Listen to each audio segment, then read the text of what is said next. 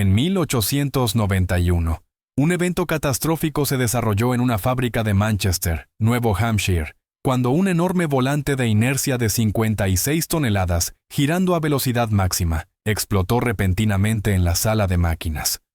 El vapor brotó de las tuberías rotas mientras fragmentos de hierro atravesaron directamente las paredes de ladrillo, cobrando 3 vidas inmediatamente en la Amos Keag Manufacturing Company, con escombros pesados dispersos por todo el patio de la fábrica. Esta no fue una explosión típica causada por fuego o presión acumulada. Fue la descarga violenta de energía cinética concentrada. Estamos hablando de enormes volantes que operaban las 24 horas del día, conteniendo suficiente fuerza destructiva para demoler fábricas desde dentro. Las fábricas no construyeron estos volantes gigantescos pensando que se volverían peligrosos. Los construyeron porque la energía impulsada por vapor era fundamentalmente irregular e impredecible. Durante finales del siglo XIX, lograr movimiento constante significaba la diferencia entre obtener ganancias y cerrar completamente. Los motores de vapor generaban energía a través de ráfagas intermitentes, con cada movimiento del pistón creando un impulso seguido de una caída. Dentro de las instalaciones textiles, estas fluctuaciones rompían los hilos, atascaban los telares y destruían los productos terminados. Los volantes proporcionaron la solución a este desafío. Permítanme pausar brevemente aquí. Si encuentran interesantes estas narrativas de historia industrial, realmente apreciaría que se suscribieran y comentaran abajo sobre qué desastres les gustaría que explorara a continuación. Muy bien, continuemos.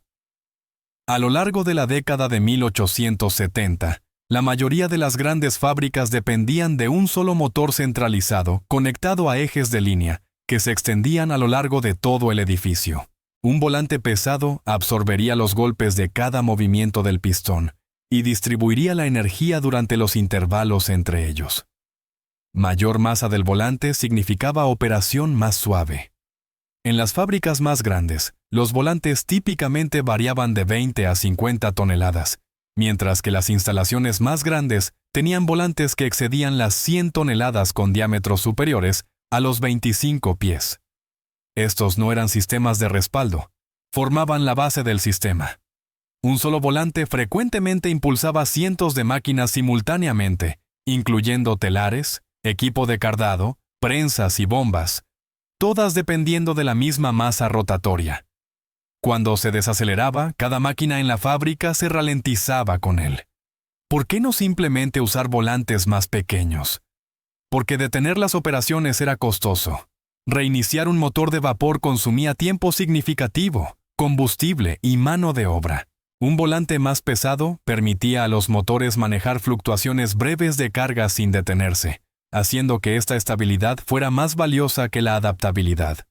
Los volantes también acumulaban energía durante periodos de demanda reducida, y cuando las máquinas se enganchaban repentinamente, los volantes se ralentizaban para mantener la operación continua, reduciendo tanto el consumo de combustible como el deterioro del motor. Los riesgos inherentes eran constantemente puestos a un lado o nunca siquiera mencionados. Un volante no consume energía, la almacena. A velocidades operativas estándar de 30 a 60 revoluciones por minuto, un volante masivo contenía energía equivalente a grandes calderas industriales bajo presión, y esta energía estaba situada en interiores rodeada de trabajadores. Desde la perspectiva de los dueños de fábricas, el sistema parecía lógico, era eficiente, probado y ampliamente replicado en fábricas de Norteamérica y Europa, usando configuraciones casi idénticas. El peligro se normalizó, y una vez que las fábricas se volvieron dependientes de ese impulso almacenado, no había manera simple de revertir el curso, haciendo que los desastres inevitables fueran verdaderamente devastadores. Para finales del siglo XIX, los volantes habían crecido más allá de proporciones razonables. Lo que comenzó como un estabilizador útil evolucionó en uno de los objetos móviles más pesados jamás instalados dentro de edificios. El tamaño ya no era incidental, era diseño intencional. Los volantes industriales fueron construidos para igualar las demandas de producción, y a medida que las fábricas se expandían, los volantes crecían proporcionalmente. En las principales operaciones textiles y de acero, los volantes regularmente alcanzaban 30 pies de diámetro, con algunos excediendo los 40 pies y llenando completamente las salas de máquinas de pared a pared. ¿Pueden imaginar trabajar al lado de uno de estos volantes colosales? Si pueden, compartan sus pensamientos en los comentarios. La masa aumentaba con el diámetro. Las fábricas de tamaño mediano operaban volantes pesando de 20 a 50 toneladas, mientras que las instalaciones grandes usaban volantes de más de 100 toneladas. Y en el extremo más alto, los volantes documentados se acercaban a las 200 toneladas. Permítanme repetir eso, 200 toneladas, igualando pequeñas embarcaciones en masa mientras rotaban sobre un solo eje. ¿Por qué los ingenieros aceptaron esta configuración en interiores? Porque la física favorecía la inercia. Un diámetro mayor posicionaba más masa en el borde donde más importaba, e incluso incrementos menores en el radio llevaban a saltos dramáticos en energía almacenada, permitiendo a los motores absorber cambios repentinos de carga sin detenerse. La velocidad rotacional parecía engañosamente modesta. La mayoría de los volantes de fábrica giraban a aproximadamente 60 revoluciones por minuto, lo cual honestamente lucía calmado para los observadores. Sin embargo, para el borde, esto significaba viajar más rápido que un caballo al galope. El material era casi exclusivamente hierro fundido, ya que el acero era caro y difícil de producir en secciones grandes, mientras que el hierro fundido podía verterse en moldes masivos, enfriarse y maquinarse usando herramientas disponibles. Estos volantes eran montados horizontalmente sobre ejes soportados por cojinetes sustanciales, y rara vez estaban encerrados. En numerosas salas de máquinas, el borde pasaba a solo unos pies de las pasarelas donde hombres trabajaban turnos enteros, sin barreras contra explosiones separando la maquinaria del personal. Las paredes de ladrillo fueron construidas para protección climática, no resistencia a la fuerza, y los pisos fueron diseñados para soportar peso, no absorber impacto. Las casas de máquinas estaban típicamente posicionadas en el centro del complejo de la fábrica, desde donde correas y ejes distribuían energía hacia afuera, haciendo del volante el núcleo físico y operacional de la fábrica. ¿Había algún método seguro para albergar maquinaria tan grande? Los ingenieros de la época creían que la resistencia sola era suficiente. Si el volante era grueso, sólido y de movimiento lento, perduraría, y muchos lo hicieron durante décadas. Pero el tamaño tiene consecuencias, y un volante pesando decenas o cientos de toneladas no falla con gracia. Una vez que se pierde el movimiento, la energía solo puede fluir en una dirección, y como descubriremos, mientras más grande el volante, menos indulgente se vuelve esa liberación. Un volante parece inofensivo durante la operación. No hay llama. No hay medidor de presión. No hay advertencia audible. Sin embargo, para la década de 1880, los ingenieros entendían que estas máquinas almacenaban tremendas cantidades de energía cada segundo que permanecían en movimiento. Esa energía provenía de la rotación. Volantes más rápidos y pesados contenían más energía.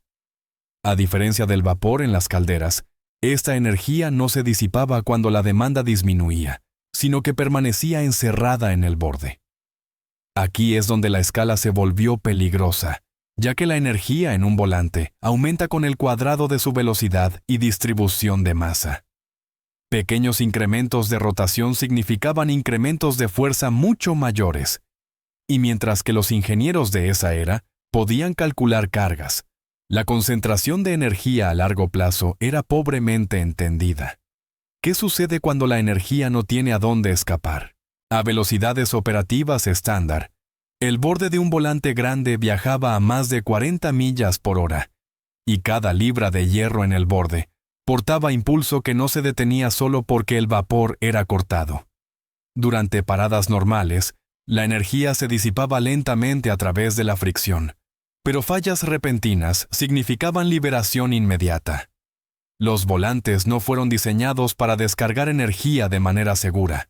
No existían frenos capaces de detener volantes pesando docenas de toneladas. Paradas de emergencia significaban cortar el vapor y esperar que nada más saliera mal. La mayoría de las fábricas operaban sus volantes continuamente, ya que detener y reiniciar motores de vapor desperdiciaba combustible y tiempo, con muchas fábricas operando volantes durante semanas sin detenerse completamente. He aquí por qué eso importa. Esta práctica magnificaba el riesgo.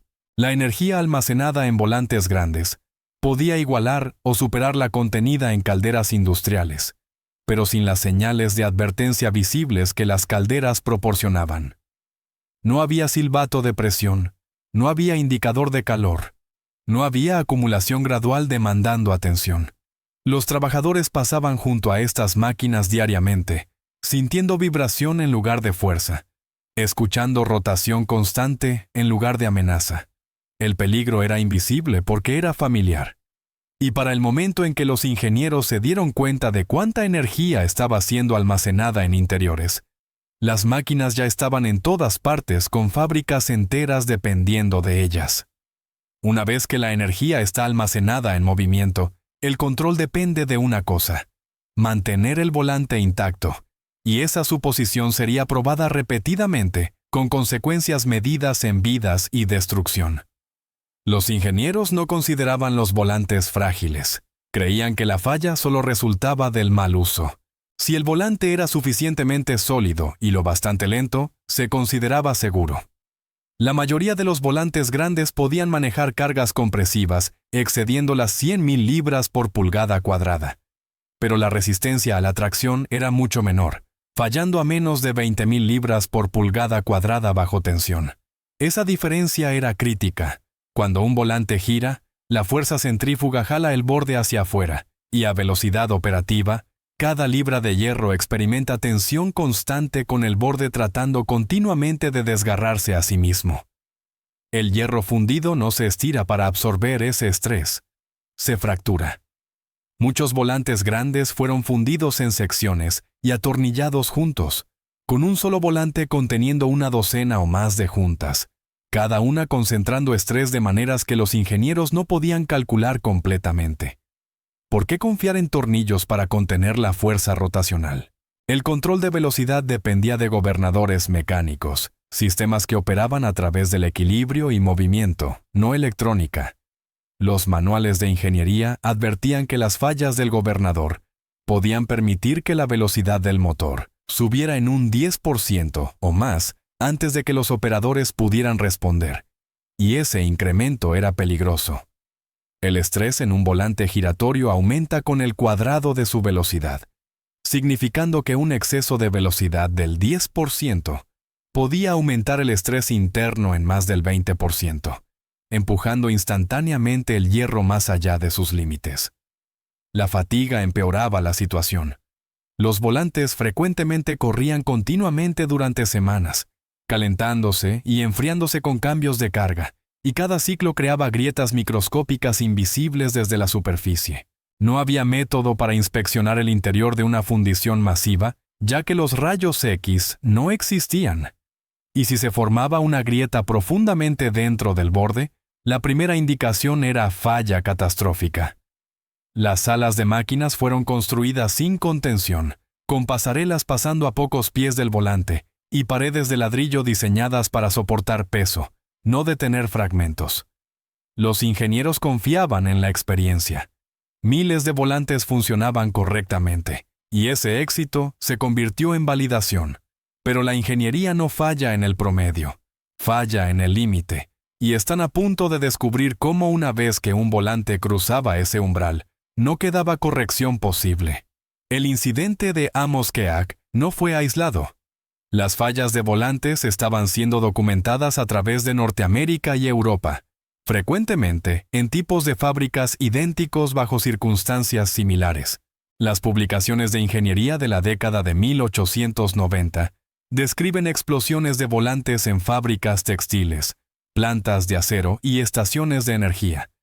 Estos no eran rumores, sino informes formales escritos después de investigaciones e indagaciones. En un caso documentado de Pensilvania, una falla de volante mató a 2 trabajadores e hirió a varios otros cuando los fragmentos desgarraron la casa de máquinas, mientras que otro incidente inglés vio secciones de hierro pesando más de media tonelada lanzadas a través de paredes de mampostería y encontradas a cientos de pies de distancia. ¿Por qué seguía fallando la misma maquinaria en diferentes ubicaciones? Los registros indican que muchos volantes compartían construcción similar. Grandes diámetros, bordes de hierro fundido y gobernadores mecánicos eran características comunes, con diseños casi idénticos de fábrica a fábrica. Una encuesta publicada en una revista de ingeniería estadounidense antes de 1900 listó múltiples accidentes de volantes dentro de una sola década, algunos causando fatalidades mientras otros casi perdían trabajadores pero causaban daño estructural extenso. La distancia era un detalle recurrente. Los investigadores notaron repetidamente cuán lejos viajaban los fragmentos, con escombros encontrados más allá de los patios de fábricas en varios casos, golpeando edificios e infraestructuras cercanos. Los conteos de bajas variaban, pero el patrón no. Cuando los volantes fallaban en interiores, el riesgo era inmediato y severo. Los trabajadores más cercanos al volante enfrentaban el mayor peligro, pero otros frecuentemente eran heridos sin advertencia. A pesar de esto, muchos informes trataron cada incidente como aislado, sin base de datos centralizada o sistema de rastreo nacional. Cada desastre fue archivado, revisado y en gran parte olvidado fuera de su región, haciéndome preguntarme cuántas fallas no fueron registradas. Los incidentes más pequeños probablemente no fueron documentados, especialmente cuando no ocurrieron fatalidades. Volantes que se agrietaron, desprendieron piezas o dañaron edificios sin matar a nadie, rara vez atrajeron atención nacional. Lo que sobrevive en el registro histórico representa solo los peores resultados. Y para el momento en que las explosiones de volantes fueron abiertamente discutidas como una clase de peligro, docenas de máquinas ya habían fallado sin ser ensambladas en advertencias lo suficientemente fuertes para cambiar prácticas. Es por eso que lo que viene después es tan insano de imaginar. Cuando un volante se rompe, la falla termina casi inmediatamente. Los investigadores notaron que eventos completos frecuentemente duraban menos de un segundo, sin tiempo para reaccionar, gritar o moverse. El volante no se desintegraba uniformemente, sino que se dividía en los puntos débiles del borde, con cada sección rota continuando moviéndose en su dirección de viaje. Aquí es donde el peligro se multiplicaba. Los fragmentos no caían al piso, sino que dejaban el volante a velocidad completa del borde, viajando directamente hacia afuera dentro de una casa de máquinas, significando hacia paredes, columnas y cualquier cosa entre medio. En varios casos, el hierro perforó paredes de ladrillo de 2 a 3 pies de espesor. Vigas de madera se partieron y columnas de hierro fundido se destrozaron en lugar de doblarse. ¿Cómo sobrevive un edificio a una fuerza así? He aquí la verdad: no sobrevive. Los fragmentos volaron en diferentes direcciones, con algunos viajando bajo a través de la sala de máquinas a la altura del pecho, mientras otros subían y desgarraban techos. Los investigadores incluso encontraron hierro incrustado profundamente en el suelo fuera de los edificios, con un informe describiendo escombros, aterrizando a más de la longitud de un campo de fútbol de la casa de máquinas, mientras otro notó piezas desgarrando múltiples cuartos antes de detenerse. La violencia y destrucción era generalizada, ya que las casas de máquinas nunca fueron diseñadas para impacto interno. Las paredes estaban destinadas a sostener peso, no detener hierro en movimiento. Las ventanas fallaban instantáneamente, creando peligros secundarios de vidrio, y los sobrevivientes frecuentemente describían quietud instantánea después, cuando el motor se detenía. Las correas caían flojas, y el polvo flotaba en el aire. Los investigadores más tarde midieron patrones de daño, y lucharon por reconstruir eventos, encontrando trayectorias de fragmentos que lucían aleatorias, pero seguían la física, no el azar. Se volvió cristalino que una vez que el borde fallaba, la contención era imposible.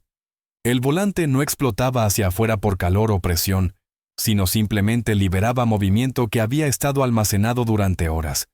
y cuando ese movimiento escapaba, el edificio a su alrededor se convertía en parte de la falla. Pero esto ni siquiera era la peor parte. Las fallas de volantes rara vez se quedaban dentro de la casa de máquinas. Una vez que los fragmentos escapaban las paredes, el desastre se esparcía en el complejo de fábrica circundante y el pueblo más allá. En Amoskeag, en 1891, el daño fue reportado en 4 edificios de fábricas separados, no solo en la sala de máquinas, con ventanas destrozadas a través del patio y techos perforados, mientras que trabajadores lejos del volante fueron heridos sin nunca haberlo visto. Básicamente, no había donde esconderse. Las fábricas fueron construidas juntas para eficiencia de energía y transporte, con casas de máquinas en el centro, y talleres, almacenes y oficinas empacados apretadamente alrededor de ellos. Cuando el hierro dejaba el volante, cruzaba esas cortas distancias casi instantáneamente. ¿Pero por qué era este el caso? En varias fallas de volantes documentadas de este periodo, los inspectores notaron escombros golpeando estructuras en el lado opuesto de los patios de fábricas y canales. En Manchester, los fragmentos cruzaron el río Merrimack, alcanzando áreas asumidas seguras. El efecto en la gente fuera de la sala de máquinas fue inmediato. Los turnos fueron detenidos a través de complejos enteros. Cientos de trabajadores fueron enviados a casa de una vez, no porque las máquinas estuvieran rotas, sino porque los edificios ya no eran seguros para entrar. La interrupción se esparció en el pueblo mientras las calles se llenaban de trabajadores buscando noticias, y familias se reunían en las puertas de las fábricas, mientras los rumores se movían más rápido que los hechos. Los oficiales locales no estaban preparados. Estos no eran incendios o explosiones de calderas, las 2 emergencias industriales para las que las ciudades planeaban. No había procedimientos para hierro de alta velocidad, viajando a través de ladrillo y madera. Los periódicos trataron estos eventos como desastres cívicos en lugar de accidentes laborales, con informes enfocándose en distancia, edificios rotos y riesgo público, no solo en la máquina misma. Por primera vez, las fallas de volantes ya no eran solo un problema interno de fábrica, habían cruzado al espacio público. Una vez que esa línea fue cruzada, la pregunta cambió de qué tan peligrosos eran los volantes para operar así máquinas como esta pertenecían en cualquier lugar cerca de un pueblo en absoluto, y lo que concluyeron los dejará aturdidos. Cuando un volante fallaba, los investigadores se enfocaban en lo que podían medir en lugar de lo que podían cambiar. La máquina rota se convertía en el centro de atención, mientras el sistema circundante se desvanecía en el fondo. Pesaban piezas recuperadas, a veces encontrando secciones de hierro individuales, excediendo las 1000 libras. ¿Pueden imaginar eso? Las paredes eran medidas donde el hierro pasaba a través de ellas, y el daño era contado en pies de mampostería destruida. Lo que esos informes rara vez medían era la toma de decisiones. Los investigadores catalogaban daño visible porque era concreto, mientras que las grietas dentro del borde eran invisibles, y las historias de estrés no podían ser reconstruidas, con los momentos antes de la falla idos para siempre. Los registros de seguros revelan otro patrón. En varios casos documentados, los costos de reparación para casas de máquinas excedían el valor del volante por 5 veces, con edificios reemplazados y máquinas reordenadas, mientras el diseño subyacente permanecía igual. ¿Por qué cambiar un sistema que podía ser reconstruido? El reporte de bajas seguía lógica similar. Muertes y heridas eran registradas como resultados, no señales, con un conteo de fatalidades cerrando un caso sin desencadenar un rediseño. En revistas técnicas, las fallas de volantes frecuentemente fueron reducidas a causas únicas como defecto de material, excursión de velocidad o mantenimiento inadecuado, con cada explicación parándose sola incluso cuando la evidencia apuntaba a varias actuando juntas. Esto estrechó la lección. El análisis moderno de fallas muestra que el riesgo de maquinaria rotatoria depende de múltiples factores interactuando, y estudios de ingeniería posteriores demuestran que incrementar la velocidad del borde en solo 15% puede duplicar la probabilidad de fractura catastrófica cuando la fatiga de material está presente. Los investigadores tempranos no evaluaban el riesgo de esta manera. La contención casi nunca fue discutida, con informes asumiendo que si un volante fallaba, el daño era inevitable, ya que la idea de diseñar para la falla aún no había arraigado. Desafortunadamente para los ingenieros mecánicos, pronto descubrirían por qué este proceso en curso falló para siempre. La primera respuesta real no fue la remoción, fue la contención. Los ingenieros comenzaron a preguntar cómo limitar el daño cuando la falla ocurría en lugar de cómo prevenir la falla completamente. Un enfoque era el blindaje de masa, con algunas fábricas rodeando volantes con carcasas de madera y acero de varias pulgadas de grosor. Las pruebas mostraron que estas barreras podían detener fragmentos más pequeños, pesando menos de 300 libras, pero piezas más grandes aún rompían a través. ¿Era suficiente la protección parcial? Otro método era la reubicación. Los volantes eran bajados a pozos debajo del nivel del piso, y al colocar el borde debajo del nivel del suelo, los ingenieros reducían la posibilidad de que los fragmentos viajaran horizontalmente a través de áreas de trabajo, redirigiendo el daño hacia tierra y concreto, en lugar de hacia la gente. Es lindo ver que finalmente hicieron algo de progreso, ¿no es así? Los cambios de diseño siguieron cuando el acero comenzó a reemplazar el hierro fundido en aplicaciones críticas. Los bordes de acero costaban más, pero se comportaban diferentemente bajo estrés, deformándose y desprendiendo energía sin romperse en lugar de destrozarse. Las prácticas operativas también cambiaron, con algunas plantas imponiendo límites de velocidad muy por debajo de los máximos de diseño. En pruebas documentadas, reducir la velocidad operativa en un cuarto cortó el estrés del borde casi a la mitad, una reducción significativa sin cambiar equipamiento. Probablemente se están preguntando por qué esto no se hizo antes. Porque la seguridad reducía la producción. Máquinas más lentas producían menos, carcasas más pesadas ocupaban espacio, y los pozos complicaban el mantenimiento, con cada mejora de seguridad llevando un costo. Los motores eléctricos ofrecieron una respuesta diferente. En lugar de almacenar energía en un volante masivo, la energía podía ser distribuida a través de docenas de unidades más pequeñas, con cada motor, llevando solo la energía necesaria para su tarea. Los estudios comparando sistemas mostraron un contraste marcado.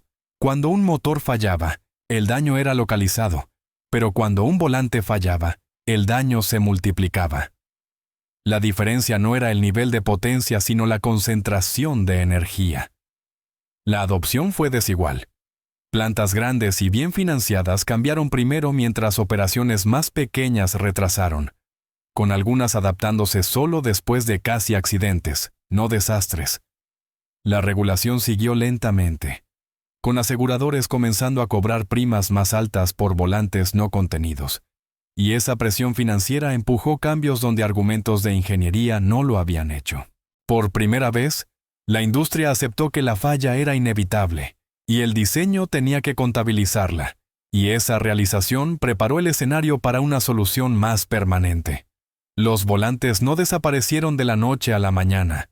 Se desvanecieron a medida que las fábricas cambiaron cómo se entregaba la energía en un cambio silencioso y práctico impulsado por las matemáticas. Los motores eléctricos rompieron el viejo modelo. En lugar de un volante masivo impulsando una planta entera, la energía fue dividida a través de docenas de máquinas más pequeñas, con cada motor almacenando solo una fracción de la energía que un volante contenía. Esa diferencia importaba, y en plantas que se convirtieron completamente. La masa rotatoria más grande dentro de un edificio cayó más del 90%, significando que la falla ya no significaba daño a nivel de ciudad, sino una máquina deteniéndose. Después de todo, ¿por qué mantener un sistema que concentra riesgo? Los registros de mantenimiento mostraron otro cambio. El equipo impulsado por motor redujo el tiempo de inactividad por miles de horas anualmente en grandes operaciones, y una sola falla ya no apagaba una fábrica entera.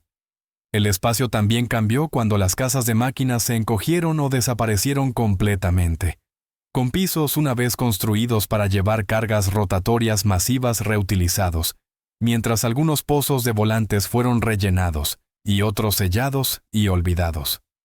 Los sistemas de impulsión eléctrica redujeron el consumo de combustible en porcentajes de doble dígito en muchas plantas. Y menos correas, ejes y cojinetes significaban menos puntos de falla. Las primas de seguro cayeron donde grandes volantes fueron removidos. Aún así, no todas las fábricas cambiaron de una vez. En operaciones más pequeñas o remotas, los volantes continuaron corriendo porque el reemplazo era caro, con algunos volantes permaneciendo en servicio mucho después de que mejores sistemas estuvieran disponibles, operando solo porque aún no habían fallado. Esa familiaridad era engañosa.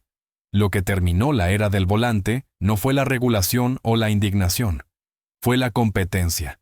Una vez que sistemas más seguros probaron ser más baratos y confiables, la lógica que había justificado volantes gigantes en interiores colapsó, ya que la energía ya no necesitaba ser almacenada en un lugar, y la máquina que una vez impulsó ciudades enteras se volvió innecesaria. El volante enseñó a la industria una regla dura. Si la energía es almacenada, debe ser controlada, y si la falla es posible, debe ser contenida. Esa lección fue pagada en hierro, ladrillo y vidas, y aún define cómo las máquinas peligrosas son construidas hoy. Gracias por sintonizar, y espero que hayan disfrutado aprender sobre volantes tanto como yo. ¿Desde dónde están viendo este video? Escriban en los comentarios de qué ciudad o país son. Nos encantaría saber quién está viendo con nosotros. Compartan sus pensamientos, observaciones o preguntas. Cada comentario es importante.